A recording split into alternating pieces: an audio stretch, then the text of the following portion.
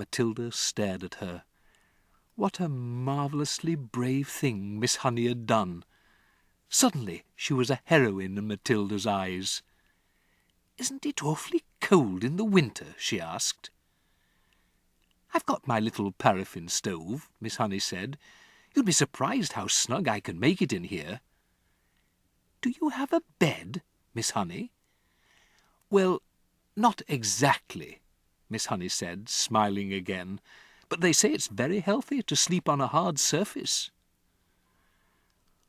All at once Matilda was able to see the whole situation with absolute clarity. Miss Honey needed help. There was no way she could go on existing like this indefinitely. "You would be a lot better off, Miss Honey," she said, "if you gave up your job and drew unemployment money." "I would never do that," Miss Honey said. "I love teaching." "This awful aunt," Matilda said. "I suppose she's still living in your lovely old house." "Very much so," Miss Honey said. "She's still only about 50. She'll be around for a long time yet."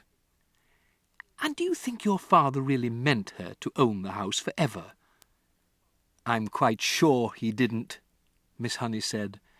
"Parents will often give a guardian the right to occupy the house for a certain length of time, but it's nearly always left in trust for the child.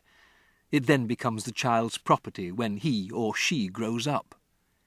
"Then surely it is your house," Matilda said. "My father's will was never found," Miss Honey said. "It looks as though somebody destroyed it." "No prizes for guessing who?" Matilda said. "No prizes," Miss Honey said. "But if there is no will, Miss Honey, then surely the house goes automatically to you. You are the next of kin." "I know I am," Miss Honey said, "but my aunt produced a piece of paper supposedly written by my father, saying that he leaves the house to his sister-in-law in return for her kindness in looking after me. I'm certain it's a forgery, but no one can prove it." "Couldn't you try?" Matilda said. "Couldn't you hire a good lawyer and make a fight of it?" "I don't have the money to do that," Miss Honey said. "And you must remember that this aunt of mine is a much respected figure in the community. She has a lot of influence." "Who is she?" Matilda asked.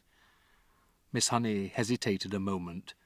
Then she said softly, "Miss Trunchbull."